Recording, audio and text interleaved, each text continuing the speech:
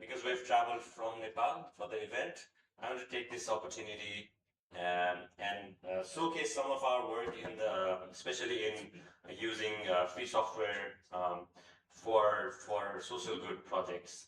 So I represent a company called Naxa. It means maps in Nepali.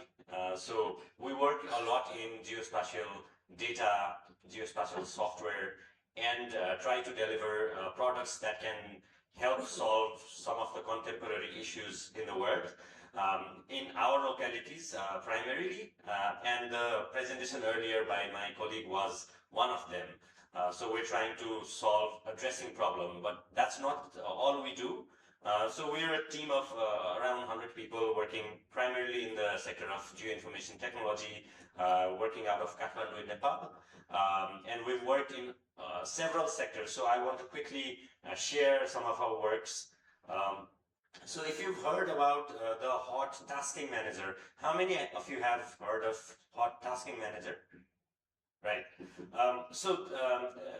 In the OSM community, there's always parallel mapping going on. Mappers from all around the world have to use the IDE editor of OpenStreetMap or some other platforms. And it might lead to concurrent edits. It might lead to a lot of duplication, leading to errors in the end. So that kind of uncoordinated efforts might be often counterproductive. So what HOT does is, with the help of a tool called the Tasking Manager, it is able to coordinate mapping efforts. So people digitizing satellite imagery for the OSM dataset, they are able to break the whole area of interest into grids. These grids are taken by individual mappers, so there's no conflict in the data edits. So when you consolidate all of the grids together, you see edits done by different mappers, and this leads to very little data problems. So that is one of the tools that we worked very closely with HOT in developing and maintaining. So the HOT Tasking Manager has been there for several years, and it is, I think, one of the biggest tools that's used very widely for these coordinated mapping efforts. So using the same concept of the HOT Tasking Manager, which has been a success story, HOT then also conceptualized a tool called the Field Tasking Manager. So if we think of digitizing aerial imagery and coming up with data sets, that's half or maybe less than half of the data sets, because the ground reality often tends to be different. You're not just digitizing the footprints, you often have to collect some other kind of data, amenities, utilities, or some other contextual data that does not fit into the OpenStreetMap dataset standards. So there are also mapping efforts that require people to go to the field and collect the data. So this kind of efforts, we can't just divide into even grids, like 10 by 10 meters grids, or like 1 kilometer by 1 kilometer square grids. Does not make sense when you go to the field, because field, the ground is often segmented by roads and rivers and settlements and wards, and these natural features that divide settlements are the most scientific or more obvious boundaries to set.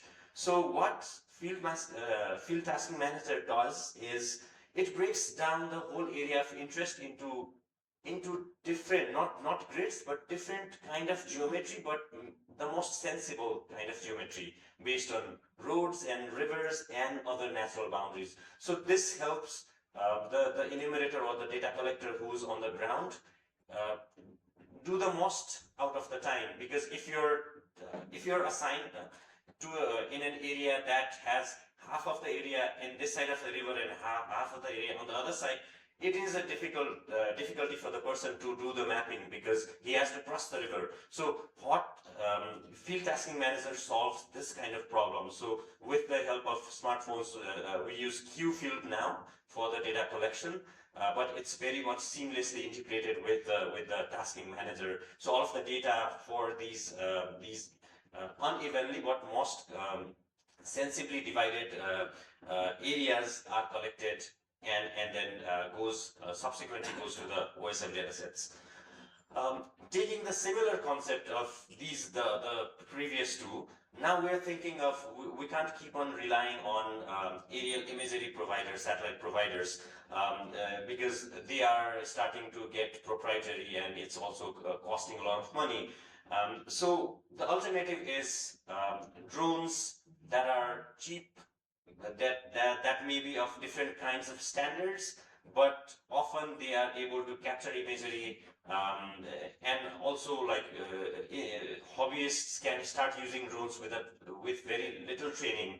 But when it comes to mapping efforts, that kind of hobbyist approach to flying drones does not work, because drone flight paths have to be set and there should be some specific overlap between the imagery. So this is for engineering purpose or for mapping purpose.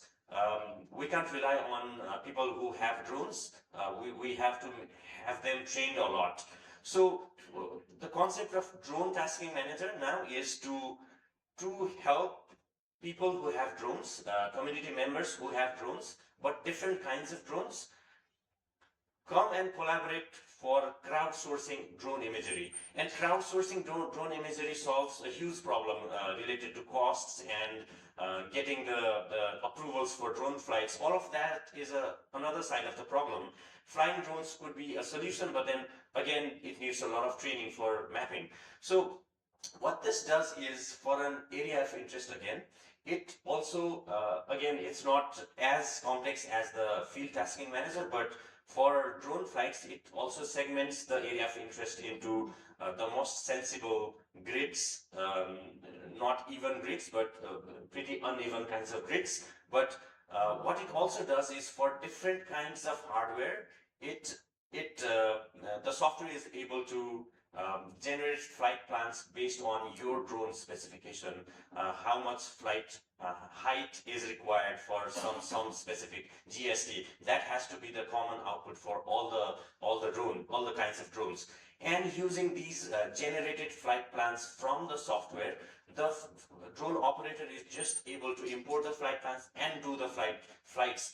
They don't have to worry about doing the flight planning themselves, because it's taken care of. And all of this data, when they do complete the flights, all of this imagery is uploaded to the platform, and the post-processing side of the data is also handled by the system. So this is a new noble approach to how we can fly drones, but not just fly drones, engineering kinds of drones, but also use low-cost drones owned by community members, but then crowdsource data out of those hardware. So these are a few works we've done with the HOT team in developing some of their solutions.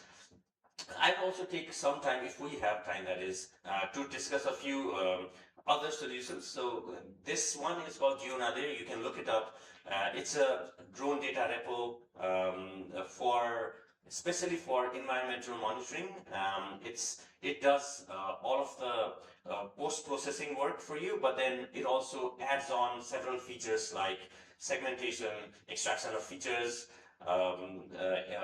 primarily for environmental monitoring. So with the system, what they're doing, this is an Australian company, but it's the data sets is for the whole globe. So for all drone captured images and data sets, what the platform does is it ties them together, helps you understand how the how the climate is impacting the environment. So there might be coastline changes, there might be forest changes, there might be some typical things happening in an area. You could you leverage the data that's in Geo-Nadir. Most of the data, if the data owner has given the consent, is open to use. So anytime if you're in need of drone data for like training your models, this might be a solution that you get some open data from. And we build and deploy the system, maintain the system from Kathmandu. Um, some of our works are towards disaster management. That's a huge problem we face in Nepal. Every year, lots of floods and landslides, and we saw a huge earthquake in 2015. Lots of people died, more than 8,000 people died then. Every year, hundreds of people die from floods and landslides. So that's a big problem for us, and as a geospatial company, we need to think of how we can solve these issues. So this one is another project that we do with local governments in trying to make the disaster management ecosystem more robust and have timely information on what might happen.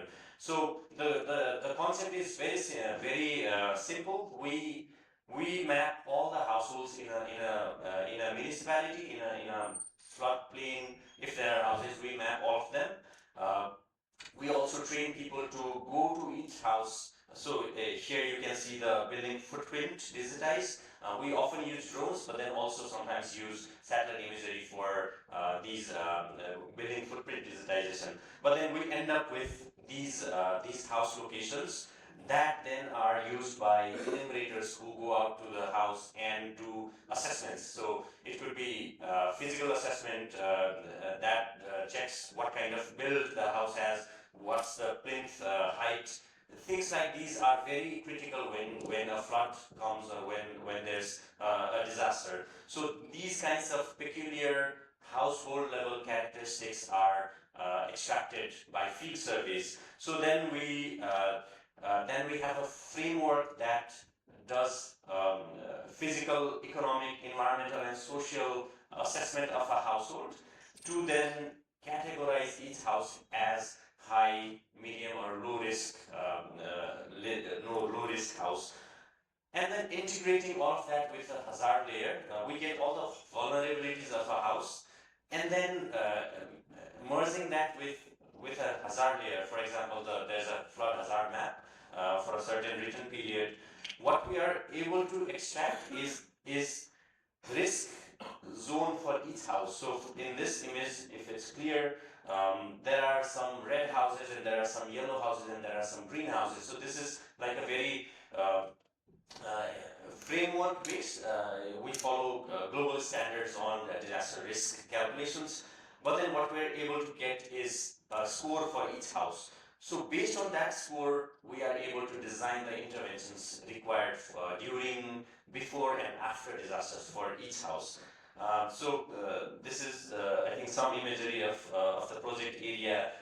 Here, this is a report card for each house. So we often print them out and deliver to each house so that they are able to know what kind of risk they are in and what are the mitigation measures, what are the things, the emergency contacts and or other things that they need to have is printed and delivered, and also digitally delivered through mobile app. We often send out, because we can predict disasters based on meteorological forecasts. We can say this area might have a huge flood. We saw a huge cloud burst in 2023, 624 rainfall in a single day. That was extraordinary kind of rainfall in a single municipality. And since we were already working there, we had the forecasts available. We knew where the houses are and which house is in what kind of risk. We also knew the kinds of vulnerabilities. For example, if there's a pregnant woman, if there's a disabled, if there's a senior citizen, infants in houses, we are able to tailor the kinds of interventions that the security forces and local governments have to do. So what we did during the cloudburst is we did evacuations of hundreds of people on time before the rainfall occurred. When the rainfall occurred, it was extraordinary rainfall, but thankfully, 0 people died, so there were 0 casualties. So that's one of the successes we had from all of these interventions. This is a drone imagery from Melonchi that saw a huge So cascading effect of disasters. So in 2021, there was it came to light later on, but initially there was a landslide in the upstream, and then that landslide blocked the river for several hours. So there was accumulation of water, and then when the natural barricade, the river was able to able to burst. There was a huge flood in the downstream. So lots of houses were damaged, lots of people died, and these areas are in every river basin. There are settlements in the downstream. There are flood prone areas. There are landslide prone areas. So lots of things need to be done, and we have been working geospatially to make sure we do the interventions on time. So this is a landslide susceptibility map derived for a municipality that also positions where each houses are. So based on that, we can tell each house members whether they are higher susceptibility to landslides or low. So based on that, we can design the intervention. So working closely with the municipalities, we can tell these people need this kind of support during or after disasters. Another interesting example could be in the aftermath of an earthquake. So this is a typical Nepali hill village. There was an earthquake in 2023, lots of damages in the settlement. You can see in the drone imagery, lots of houses have collapsed. But since these are remote villages, inaccessible, it's a problem to do post-disaster damage assessment. So you can't really tell if houses have collapsed or totally or partially damaged or safe. So for that, what we did is we did drone surveys. So rapid drone flights lead to these kinds of images, and we also deployed some field local people to do terrestrial mapping. So what they did is in front of each house, they took pictures. They also noted the kind of damage they saw on the ground. So based on that data, a model, AI model was trained to then predict the damage level of each house after an earthquake. So using this data set, we could do this kind of classification of damaged houses. So this is an example of how we use AI in post-disaster scenario. This could also be interesting. I'm sorry for taking a lot of time, but this is for Glof, the glacial lakes. They often lead to outbursts and floods in the downstream. This is a huge problem in Nepal. We're like a time bomb in the Himalayas. We live in the lower area, so it's always a risk to have these glacial lakes. But the problem is not glacial lakes being there. It's a problem of not knowing when they might burst. And often trying to not waiting for them to burst, but doing the key activities that might lead to reduce the risk. So what we did here is, as you can see here, this is a helicopter. Because we can't really fly drones because of thin air in that height. We can't really fly drones. So what we did is mounted a drone on a helicopter, below a whole helicopter, and did the flights. So we were able to fly the helicopter around the glacial lake. So it gave us like the volumetric computation for the water content and also the terrain outside of the lake. So with that data, we were able to design the civil engineering design for lowering the lake height. So building some outlet canals that would drain off the water slowly rather than waiting for it to burst in the future. So that kind of interventions have been done. We work a lot in heat waves and cold waves prediction using data that comes from the Department of Hydrology and Meteorology, but also satellite providers to predict where in the next 7 days there might be a heat wave. Similar for rainfall prediction, we're using a lot of meteorological data.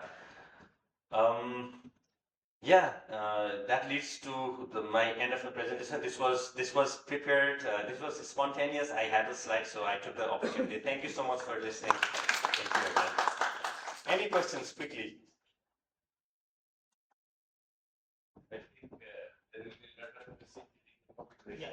Sure, yeah. Look forward to it. Okay, thank you.